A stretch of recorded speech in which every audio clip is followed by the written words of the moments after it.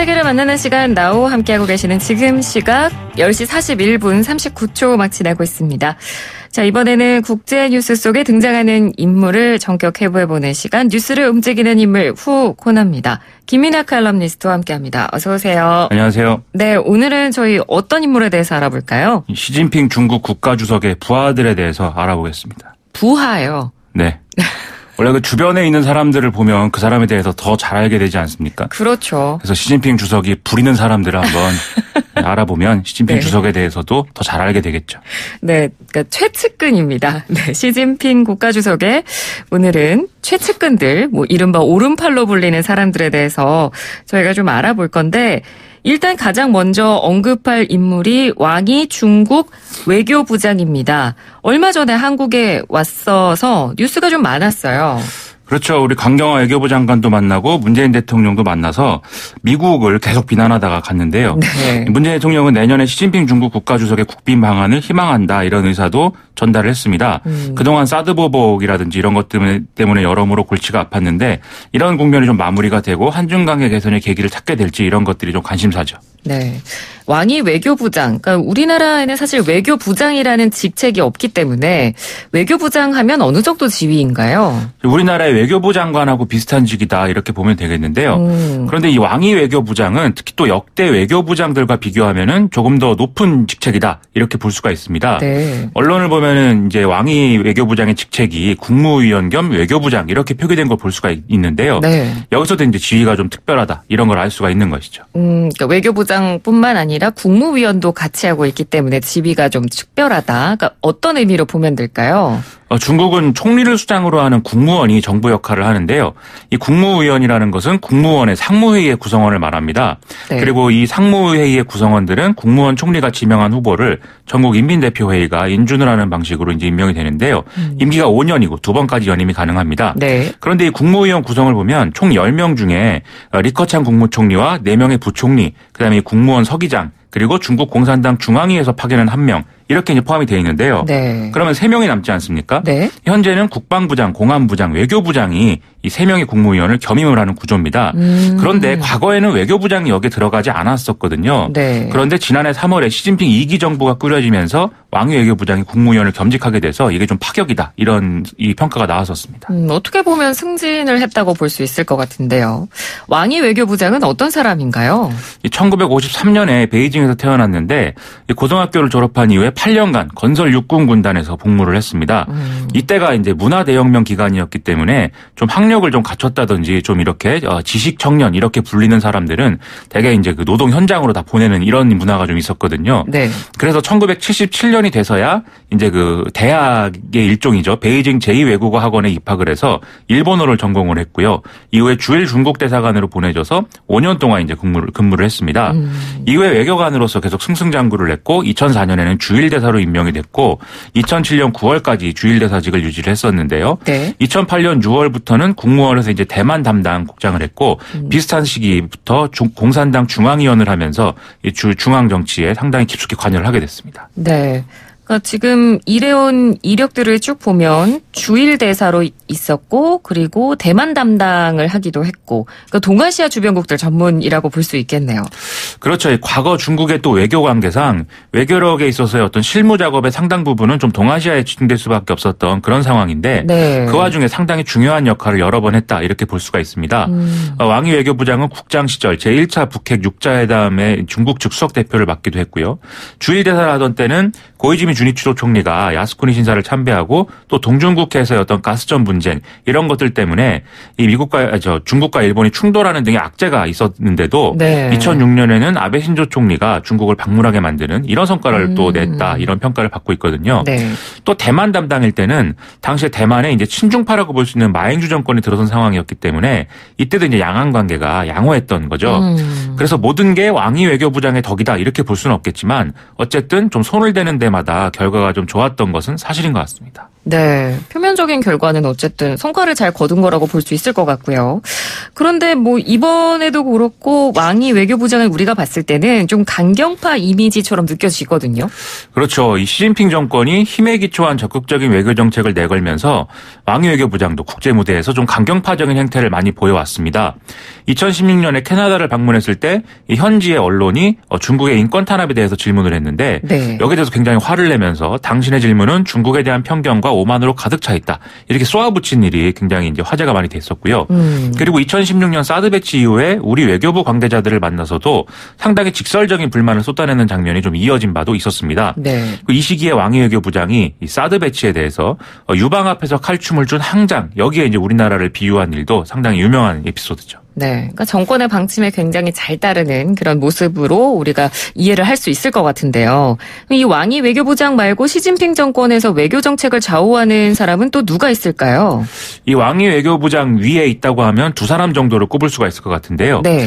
먼저 바로 이제 그 전임이라고 볼 수 있는 사람이 양재츠 공산당 정치국 위원 겸 중앙외사공작영도의 판공실 주임입니다. 네. 이 사람은 왕이 외교부장 바로 직전에 이제 외교부장을 맡았던 사람이고 2013년에 국무위원으로 이제 선출이 됐었는데요.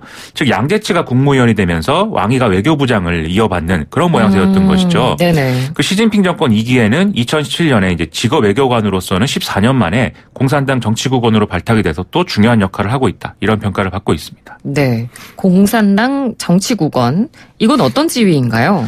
뭐 북한도 그렇지만 중국도 당이 이제 국가보다 이제 위에 있는 이런 나라라고 볼 수가 있겠는데요. 그렇죠. 그 당이 이제 정부를 지도하는 이런 모양새인 것이죠. 네. 근데 이 당의 일상적이고 또 실질적인 지도 집행 기관은 중앙위원회입니다.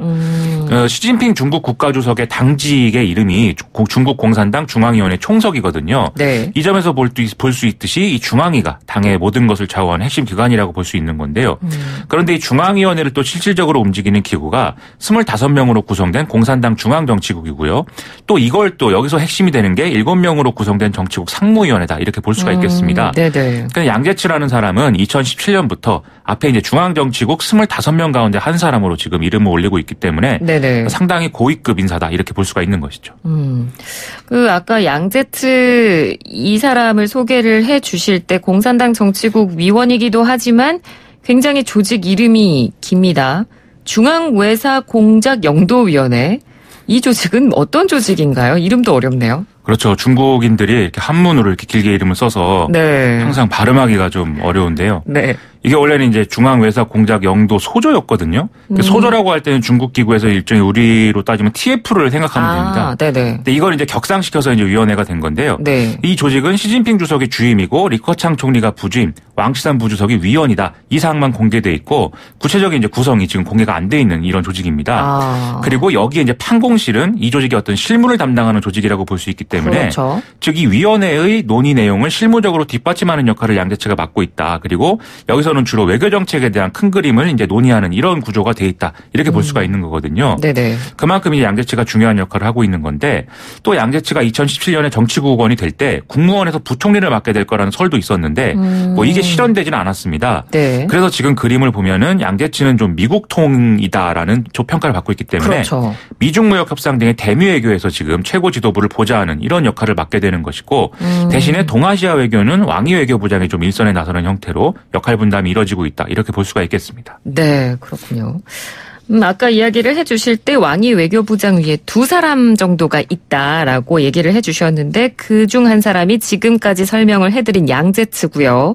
또 다른 한 사람은 누군가요? 앞서 얘기한 이 시진핑 주석의 오른팔이라고도 불리는 왕치산 중국 국가부주석이라고 볼 수가 있겠는데요. 네. 이 왕치산 부주석은 외교관 출신은 아니고요. 과거 중국인민건설은행이라든지 또 중국인민은행에서 요직을 맡으면서 좀 금융의 전문성을 갖고 있는 당 관료다 이렇게 볼 수가 있겠습니다. 그래서 2007년에 공산당 중앙정치국 위원이 됐고 2008년에는 국무원 부총리, 2012년에는 중앙기율검사의 서기를 맡아서 시진핑 주석의 권력 확대에 큰 역할을 했는데요. 네. 이 기억을 국제뉴스를 계속 보셨으면 기억을 하실 텐데 시진핑 주석 1기 때는 장점인파로 분류되는 뭐 저우융캉이라든지 이런 사람들이 어떤 정치국원에서의 어떤 축출 이런 것들이 계속 이제 시도가 됐거든요. 근데 이걸 통해서 시진핑 주석이 2기 때는 상당히 자기 권력을 이제 충분히 다지게 됐다 이렇게 보는데 이때 이렇게 좀 권력의 어떤 기반을 만든 사람, 즉 행동대장의 역할을 한 게 왕치산 지금 부주석인 것입니다. 네. 그리고 최근에는 칠상팔화 원칙을 깬 인물이다. 이렇게도 좀 많이 알려진 그런 상황이죠. 칠상팔화 원칙이 어떤 건가요? 이 중국 최고 지도부는 이 임명 시점에 67살이면 직을 맡을 수 있지만 68살이면 은퇴를 시킨다. 이런 원칙을 이제 관행으로 갖고 있는데요. 그래서 칠상팔하군요. 그렇죠. 네. 알고 보면 별거 아닌데 이렇게 네 글자로 그러네요. 말을 만들어 놨습니다. 네. 그런데 왕치산은 2017년에 69살이었기 때문에 이때 정치국 상무위원 자리를 내려놨습니다. 네. 그런데 시진핑 주석이 2018년 초에 국가주석과 부주석의 임기 제한을 없애고 왕치산을 이제 부주석에 앉히면서 정치적으로 부활하게 된 건데요. 이 결정은 시진핑 주석 스스로가 칠상팔화 원칙에 월매이지 않겠다라는 어떤 의사를 피력한 거 아니냐 이런 점으로도 좀 받아들여진 바 있습니다. 네, 그렇군요. 자, 지금까지 언급된 사람들을 쭉 보면 뭐 직업 외교관이었거나 당 관료 또는 뭐 정치인 출신이라고 볼 수 있을 것 같습니다. 그런데 뭐 이런 사람 말고도 왜 또 그 뒤에서 조용히 큰 그림 그리는 사람은 보통 따로 있잖아요. 그렇죠. 네. 어떤 사람인가요? 일종의 설계자 이렇게 볼 수가 있겠는데 네. 중국 공산당의 제갈량이라고까지 불리는 왕후닝이라는 사람이 있습니다. 이 사람이 이제 2012년부터 공산당 중앙정치국 위원이고 2017년부터는 이 중앙정치국 상무위원까지 맡고 있고 지금 당 서열은 5위라고 파악이 되고 있기 때문에 이 그야말로 이제 최고 지도부의 핵심 인물 중에 하나다 이렇게 볼 수가 있겠는데요. 네. 이 사람은 학자 출신이고 1955년에 상하이에서 태어났는데 30살에 이제 푸단대 교수가 됐고 40살부터 이제 중앙정치 무대에 등장하기 시작했습니다. 이때까지 책을 20권을 썼고 논문을 한 200여 편을 썼다고 하는데요. 이것들 덕분에 이제 중국 공산당의 정책 방향에 큰 영향을 미치는 인사가 될 수 있었던 것이죠. 그럼 이 사람이 외교 정책에 미친 영향들은 또 어떤 게 있을까요? 왕후닝이 이제 처음 요직을 맡게 된 것은 이제 장쩌민 전 주석 때였는데요. 네. 1995년에 당 중앙정책연구실 정치조장에 임명이 되면서 이 정책적 영향력을 행사하기 시작했습니다. 당시에 중국 공산당은 이제 개혁개방의 어떤 여파 그리고 천안문 사건, 구소련 붕괴 이런 것들 때문에 안팎으로 좀 위기를 겪고 있던 이런 시기였거든요. 이때 장쩌민 주석이 이제 뭐 3개 대표론이라든지 뭐 책임대국, 유소자기 이런 슬로건들을 내놓으면서 이런 위기를 돌파하려고 시도를 했었는데 특히 유소작이라는 것은 뭐 이 져야 될 책임은 진다 뭐 이런 내용의 이 한자어인데 네. 덩샤오핑의 유언이었던 도강양해로부터 적극적인 대외 정책으로 한 발 더 나아갔다 이렇게 볼 수가 있는 그런 얘기였던 거죠. 네. 이후에 집권한 후진타오 주석도 과학적 발전관이라든지 화평불기 이런 거를 주장했고 시진핑 주석은 이 집권한 이후에 중국몽 그리고 신형 대국 관계 이런 거를 얘기했고 2기 때는 신시대 중국 특색 사회주의 사상 이걸 주장하고 있지 않습니까? 그래서 이런 전반적인 이 변화 과정에 다 왕후닝의 이론이 영향을 미쳤다 이렇게 볼 수가 있다는 겁니다. 네, 그래서 뭐 왕후닝이 책사라는 이야기도 나오고 있는 것 같고요. 그러니까 외교 정책에 한정해서 보면 패권을 추구하는 방향 쪽으로 계속해서 이동해 왔다라고 볼 수 있을 것 같습니다. 그렇죠. 왕후닝이 1991년에 쓴 미국 대 미국이라는 책을 보면 빈부격차라든지 이런 좀 미국 사회의 모순에 대한 비판들이 제기가 되어 있는데요. 네. 이런 것들을 근거로 왕후닝은 서구식 민주주의를 중국에 그대로 이식하는 것은 대안이 아니다 이렇게 주장을 하면서 중국에는 중국에 맞는 정치제도가 필요하다고 주장을 했었습니다. 근데 그러면서도 미국과 맞서는 것은 되도록 피해야 되고 때를 기다리면서 동시에 고립주의에서 탈피하려는 시도를 계속해야 된다. 이렇게 주장을 했었는데요. 네. 즉 힘을 기르면서 지금 체제를 지켜내다가 때가 되면 미국을 넘어서기 위해서 적극적인 역할을 해야 된다. 이런 주장이었던 것이죠. 지금 과거의 어떤 정책 변화를 보면 이게 일관되게 이제 반영이 됐다. 이렇게 볼 수가 있는 건데요. 최근 홍콩 사태나 미중 무역 전쟁과 같은 경우에는 이런 이론이 추구하는 바의 어떤 마지막 고비를 보여준다고도 볼 수 있기 때문에 네. 상당히 지금 국면이 어떤 세계사적 의미를 가지는 그런 국면이다라고도 볼 수가 있겠습니다. 네. 그래서 과연 왕후닝의 구상이 마지막까지 실현이 되는지 저도 좀 궁금해지는데 네. 뭐 워낙 중국은 큰 나라기 때문에 그러니까요. 그리고 세계 정세는 복잡하기 때문에 어떻게 될지 잘 모르겠습니다. 왕후닝이 쓴 책들도 좀 궁금해지네요. 네, 어떤 책들을 썼는지, 어떤 책들이 이렇게 공산당의 정책에 영향을 미치는지도 궁금해지는 부분인 것 같습니다.